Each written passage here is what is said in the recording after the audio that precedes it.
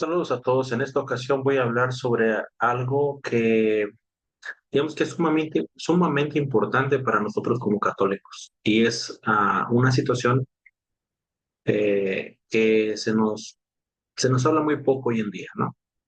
Y esto es sobre la gracia, ¿no? Sobre la gracia y sobre el pecado.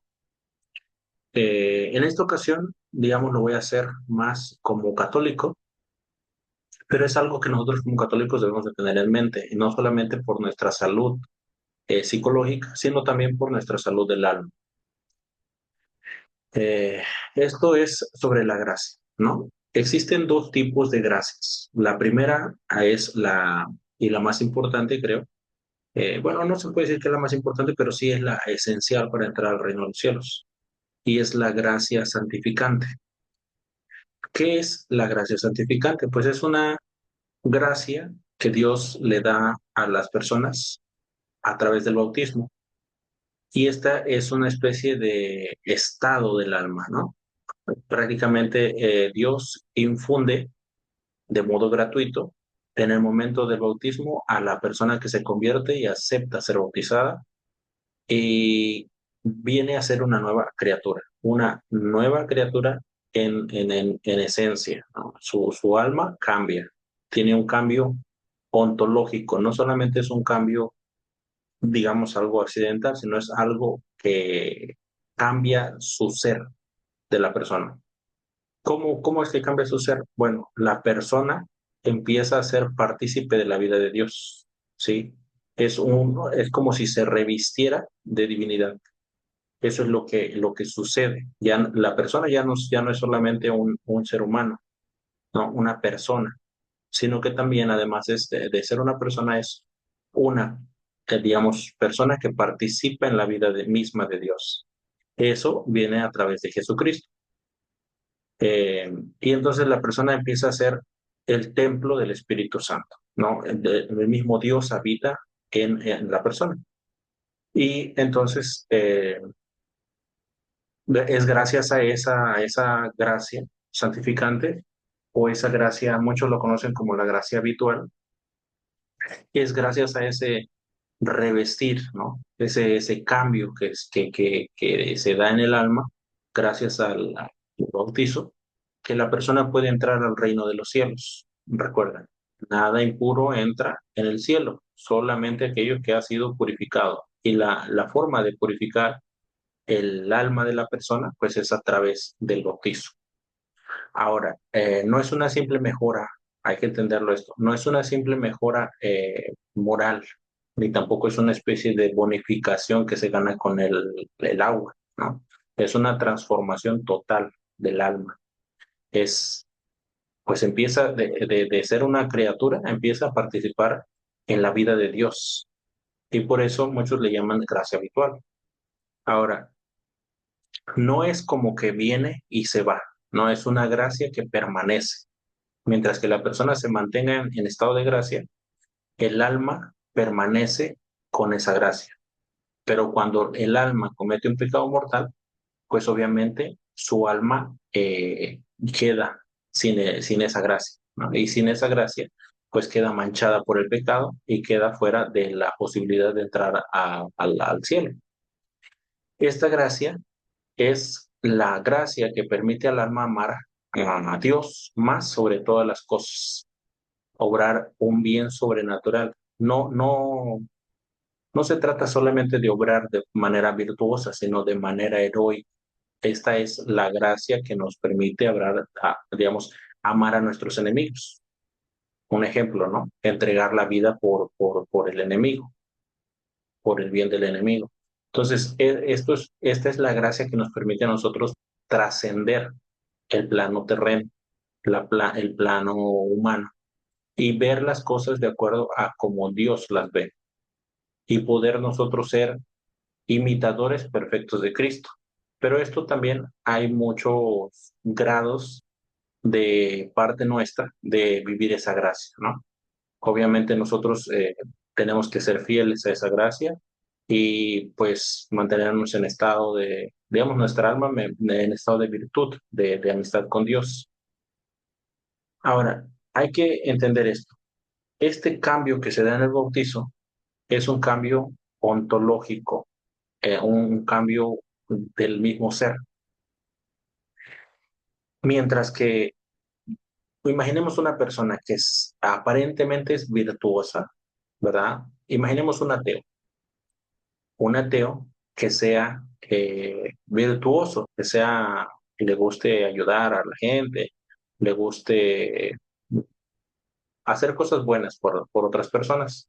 Nosotros podríamos pensar que esa persona es más, digamos que está más agradando a Dios, ¿verdad? Porque hace cosas buenas.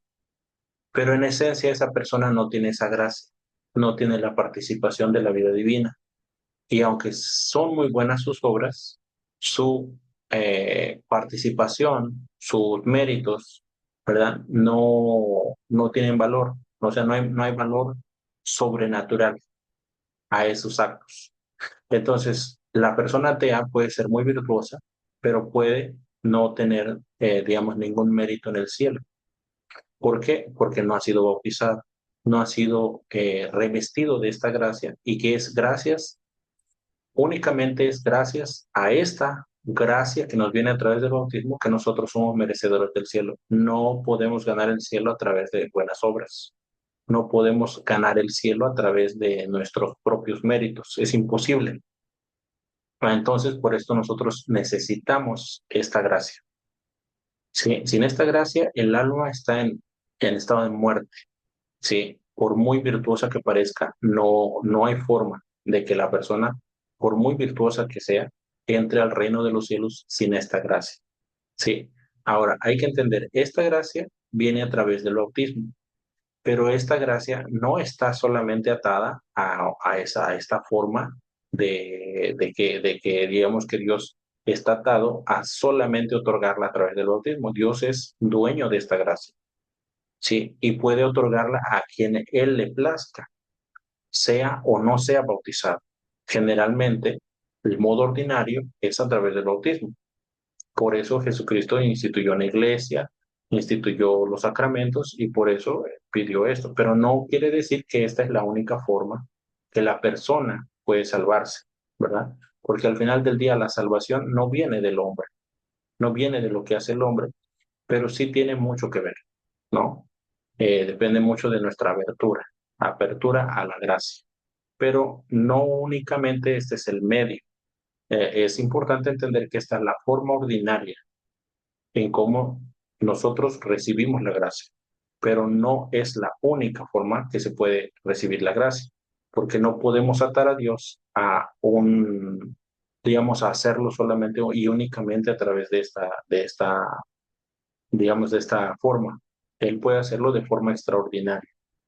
Ahora, no podemos decir nosotros que, bueno, como Dios puede hacerlo de todas formas, entonces no hay que bautizar o no hay que bautizarnos. ¿Para qué? Si Dios de todas formas puede. Bueno, la forma para nosotros poder garantizar que estamos haciendo las cosas correctas es recibiendo el bautismo, cumpliendo los mandamientos. ¿Verdad? Esa es la forma que sabemos nosotros que vamos en buen camino, aunque no simplemente, pues, digamos, nuestra salvación dependa digamos, de nuestras acciones, ¿no? Que cumplir los mandamientos ya de por sí es bastante difícil.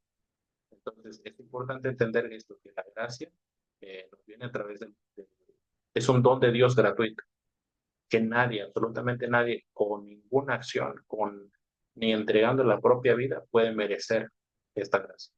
Entonces, hay otra gracia de la que quiero hablar, y es una gracia que se llama la gracia actual, ¿no? Esta gracia es una ayuda muy puntual, muy inmediata, muy concreta, que Dios da a la persona para que obre bien en un momento determinado, como por ejemplo para rechazar una tentación, para tener un buen pensamiento, digamos, para responder al llamado del deber, ¿no? Para elevar el corazón a la oración, e incluso para soportar el sufrimiento, ¿no? Es como, digamos, como una mano que se extiende cuando uno ya va cayendo y nos da esa energía y esa fuerza para levantarnos y ponernos de pie, ¿no? Eso es la gracia, una ayuda extraordinaria, sobrenatural, es una inspiración divina, se puede decir que es una inspiración divina, pero es una gracia que, no, que al mismo tiempo que nos inspira, nos da fuerza, nos da energía, nos da ánimo, ¿no? Esta gracia actual no permanece, no es un estado de vida o un estado del alma, es una gracia que viene al momento, pero no permanece. Si nosotros digamos, no la aceptamos en ese momento y hacemos uso de ella, se va. Esa gracia viene en un momento determinado y se va, ¿sí? Y se va, no permanece. O sea, solamente impulsa, toca, mueve, llama. Es una moción de Dios, una moción de Dios que mueve al alma, ¿sí? Que no anula la libertad de la persona, pero sí le inspira, sí, le mueve, le potencia, ¿sí? Pero al final Dios da la gracia y la persona es libre de colaborar con él o no. Sí, Dios puede conceder gracias e incluso restaurar la gracia santificante que se había perdido por el pecado a través de estas gracias, digamos, a través del arrepentimiento, a través del deseo de la conversión, del deseo de la confesión, ¿verdad? Estas dos gracias, tanto la gracia habitual como la gracia actual, son gratuitas y no podemos hacer absolutamente nada para merecerlas. Son fruto, prácticamente son fruto de la misericordia de Dios.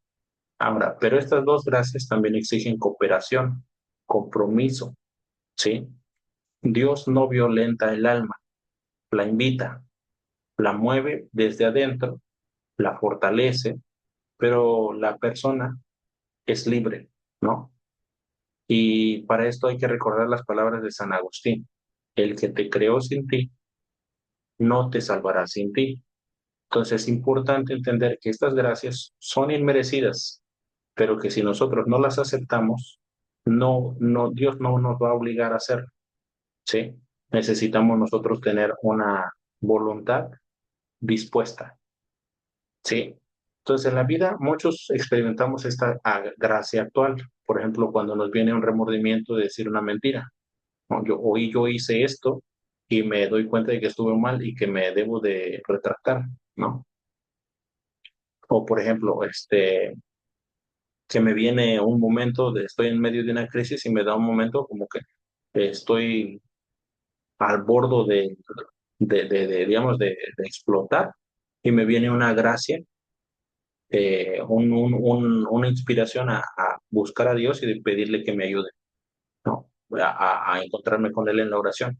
Esto es parte de una gracia actual. Eso es una gracia actual. Sí, nosotros si respondemos con fe, con humildad, con apertura, pues esas gracias, esas pequeñas luces nos pueden hacer mucho bien si nosotros las seguimos. Si nosotros somos fieles a estas gracias, Dios nos sigue dando más gracias de estas, pero nosotros si las rechazamos constantemente no van a venir más esas gracias. Entonces es importante que lo tengamos claro. Dios nos da, pero nosotros somos libres de cooperar con esa gracia o no. Somos libres de preservar la gracia o elegir el pecado, ¿no? Y hay que tener en cuenta esto, que el alma con la gracia es templo del Espíritu Santo, pero cuando el alma está en desgracia, es templo de Satanás. Y es importante que se entienda eso. No es que venga uno a decir cosas que no son, pero es importante que lo entiendas. Cuando una persona comete un pecado mortal, rechaza a Dios. Sí, rechaza a Dios y al rechazar a Dios, pues prácticamente se cambia a Dios por un mal, ¿sí? Por un mal. Y ese mal, pues representa digamos, en pocas palabras, el demonio, ¿sí? Y no es que uno puede cometer un pecado mortal y simplemente permanecer siendo amigo de Dios, eso es imposible. No puede haber las dos cosas, el pecado y Dios no conviven. Entonces, forzosamente cuando nosotros pecamos, nosotros nos apartamos de Dios por elección, por elección. Es importante que se entienda esto, porque tenemos que sernos responsables de nuestros actos. Ahora, perder la gracia santificante por el pecado es la mayor desgracia, ¿no? Por la mayor desgracia porque el alma ya no puede entrar al cielo. El cielo es donde nosotros vamos a ser eternamente felices. Pero si nosotros no logramos conservar esa gracia o morimos en estado de desgracia, pues es muy difícil para nosotros, a no ser que solamente Dios quiera, digamos, en el preciso momento de la muerte, darnos una posibilidad de arrepentimiento, pero es muy poco probable cuando nosotros vivimos una vida de pecado, ¿no? Es poco probable, pero no significa que sea imposible. O sea, nosotros no conocemos digamos, la voluntad divina y la voluntad de la persona. No podemos decir que una persona se condena o no, una persona se salva, ¿no? Tenemos que rezar por ellos. Al final del día, si se salva o no se salva, pues ya es cosa de Dios y del alma. Pero sí, nuestra obligación como cristianos es rezar por esa alma. Ahora, la única forma de recuperar esa gracia perdida es a través de la confesión. Sí, pero para la confesión tenemos que estar arrepentidos. Y el arrepentimiento también es una gracia de Dios. Entonces es importante que no agotemos esas gracias de arrepentimiento, ¿verdad? Porque esas gracias nos vienen de Dios. Y si nosotros constantemente estamos jugando con esa gracia, pues quizás puede haber un momento donde, eh, digamos, ya no sintamos esas tendencias a regresar a la confesión. ¿Por qué? Porque el alma, la persona forja un hábito a base de la repetición de actos, forma un hábito. Sí, y ese hábito después tiende a influenciarnos a tal modo que pues terminamos haciendo siempre lo mismo. No es determinismo, pero es hábito. Sí, el hábito se hace a través de una repetición de actos. Y cuando la persona tiene un hábito, es muy difícil lograr de forma distinta. Y para obrar de una forma distinta, uno tiene que romper ese ciclo, ese hábito. Sí. Muy bien, entonces es importante mencionar esto. Ahora, ¿por qué yo hablo de esta gracia santificante y de esta gracia actual? Nosotros, especialmente cuando trata la persona de tomar decisiones que van a afectar su salvación, generalmente existen este tipo de gracias actuales. Pero estas gracias actuales nosotros tenemos mayor posibilidad de reconocerlas cuando estamos en estado de gracia. Cuando nosotros estamos en la gracia habitual, tenemos la gracia santificante, nosotros somos más capaces de reconocer una gracia actual. Cuando nosotros no tenemos esa gracia santificante, sí nos van a venir las inspiraciones, pero vamos a tener un problema, un problemita más grande, que no vamos a tener esa luz sobrenatural. Y entonces, aunque nosotros tengamos cierta inspiración, nos hace falta luz para poder ver las cosas tal cual Dios las ve y poder sobrenaturalizar las cosas. Sí, porque la persona que está en estado de desgracia, le es muy difícil hacer buenas cosas, hacer buenas obras y seguir inspiraciones de Dios. Por eso están las gracias, ¿no? Las gracias actuales son para justamente volver a la vida divina, a la vida, a la gracia santificante. Pero ¿qué es lo que pasa cuando yo vivo en estado de, en pecado mortal constantemente? O sea, que tengo una vida de pecado. Pues ¿qué es lo que pasa? Que esas gracias actuales no están cumpliendo con su fin, no me están llevando a Dios. Y como no me están llevando a Dios, entonces se están frustrando esas gracias actuales. ¿Y qué es lo que pasa cuando se frustran una y otra vez esas gracias actuales? Pues tienden a empezar a desaparecer. Sí, nosotros sí podemos obrar, sí, sí podemos seguir las inspiraciones de Dios estando en pecado mortal, pero el problema es que nosotros no alcanzamos a dimensionar las cosas como lo hace una persona que tiene la luz divina. Sí, es importante. Nosotros podemos decir, hay una diferencia real entre una persona que está en estado de gracia y una persona que no está en estado de gracia. La persona que no está en estado de gracia, aunque quiera ver, aunque quiera hacer, no tiene esa asistencia divina como la tiene la persona que sí vive en estado de gracia, porque esa persona puede ver de una forma mucho mejor las cosas que Dios quiere para nosotros. y las cosas que espera de nosotros. Y la persona que no está en estado de gracia no puede ver exactamente igual. Entonces, las decisiones tampoco las puede tomar de forma correcta porque no está con la visión sobrenatural de las cosas. Sí, hay un cierto conocimiento que nos da la fe y en base a la fe podemos más o menos guiar nuestras decisiones, pero con la gracia de Dios todo cambia. Recuerden, hay una diferencia en el ser, en el alma. Entonces, cuando la persona se priva de esas gracias, se priva de la gracia santificante, también se priva de muchas cosas que vienen digamos, acompañando esa gracia santificante, que es ver las cosas a la luz de Dios, darles el sentido sobrenatural, trascender la situación puramente humana y también implica tener una fortaleza, ¿no? Una fortaleza y una capacidad para el sacrificio, una capacidad más grande para, digamos, una capacidad que nos viene de la gracia, ¿sí? Una capacidad que hace a los mártires poder ofrecer sus vidas por la fe, a los esposos poder sacrificarse, santificarse a través del sufrimiento, de la renuncia, digamos, de la entrega, ¿no? Y esas cosas no las tiene la persona que vive en pecado mortal. Se esfuerza, pero su esfuerzo es puramente humano. Su visión es puramente humana. Aunque trate de trascender las cosas como lo hace una persona en gracia, no lo puede hacer. Aunque quiera hacer o tener la fuerza que viene de esa gracia santificante, no la va a tener nunca, porque no tiene la gracia. La gracia santificante es un estado del alma, un estado constante y permanente de un auxilio divino, de una gracia de Dios, revestimiento de todas las virtudes divinas, ¿no? Y eso es justamente gracias a esa gracia santificante que nosotros podemos hacer obras semejantes a las de los santos, heroicas. Y nosotros, cuando no tenemos esa gracia, todo es pesadez, todo es sacrificio, todo es dolor, todo es el yo y el yo. Entonces, cuando por ejemplo, una pareja está decidiendo, no, en el noviazgo, un ejemplo, ¿no?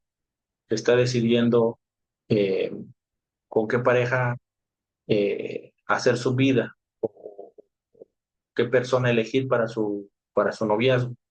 Si la persona está en constante pecado mortal o viviendo una vida de pecado, muy probablemente va a elegir mal, muy probablemente va a elegir mal. Y la consecuencia de eso la va a pagar a futuro, ¿sí? Porque elegir mal implica muchas consecuencias, ¿sí? Ahora, no están condenados, por ejemplo, si eligieron mal, no están condenados a vivir eternamente una vida de infierno. No, hay que corregir, hay que buscar la gracia, hay que buscar esa gracia, esa amistad con Dios, porque mientras que nosotros no estemos en amistad con Dios, la carga va a seguir siendo pesada y las fuerzas solamente son humanas. Entonces, aquí es donde radica toda la diferencia.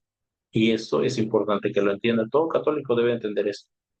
Nosotros en estado de gracia podemos tener una fuerza muy superior a una persona que no está en estado de gracia. Podemos ver las cosas desde una forma muy distinta a las que la ve una persona que no está en gracia.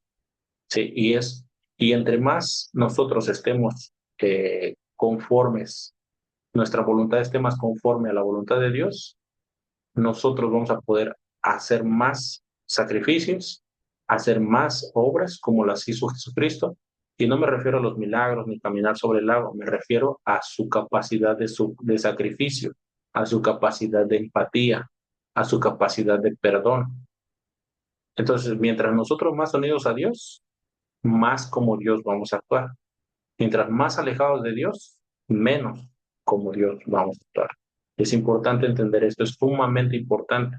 Esas cosas ya no se hablan, casi nadie los dice, pero es importante para nosotros tenerlas en mente. Sí, porque de esto pareciera poca cosa y mucha gente podría pensarlo, pero realmente hace la diferencia entre vivir una vida muchas veces humanamente miserable y vivir una vida, digamos, una vida divina, ¿sí? Tiene muchas implicaciones y muy grandes para el alma y para la persona y para la vida de la persona, ¿sí? Y aquí yo creo que van a entenderme mejor. Por ejemplo, ¿se han dado cuenta ustedes que personas que son sumamente espirituales atraviesan enfermedades terminales, desastres totales en su economía o incluso en su familia, y se dan cuenta de que son más tranquilos, más felices, están más resignados que una persona que no? Sí, una persona que no es espiritual tiende a renegar, a culpar a todo el mundo, a lamentarse por su vida, a, a, a, a sufrir, ¿no? Y a decir que nadie sufre como ellos. ¿Por qué? Porque su voluntad está muy apartada de la voluntad de Dios. Y nosotros, cuando pues estamos en gracia, tendemos a ver la vida de otra forma, ¿sí? Y cuando no, pues obviamente la vemos de una forma muy humana, muy terrena. Y eso es lo que hace la diferencia entre vivir feliz, tranquilo y con esperanza y vivir una vida frustrada, con dolor y sufrimiento y sin sentido, porque eso es el problema. Una vida humana vivida únicamente en un plano humano es una vida que no tiene sentido en el mayor de los casos. Sí, entonces es importante tenerlo en mente y ojalá que puedan, cuando ustedes necesiten especialmente tomar una decisión que va a trascender sus vidas, puedan tener la gracia para poder tomar las decisiones correctas. Acérquense a Dios y no busquen acercarse después de que ya han pasado muchos años o la situación digamos, ha empeorado. Es importante buscarlo en todo momento, siempre, pero especialmente en aquellos momentos donde nosotros vamos a tomar decisiones que pueden cambiar el rumbo de nuestras vidas. Sí, es importante tener la asistencia de Dios para tomar las mejores decisiones. Bueno, espero que les haya servido y si les gusta este contenido, por favor apóyenme dando like, compartiendo. En verdad, comenten si tienen alguna duda, alguna pregunta o les gustaría que aborde un tema, eh, digamos, sobre filosofía, psicología o teología, espiritualidad y bueno, cosas de la fe. Bueno, les agradezco mucho a todos y que pasen buenas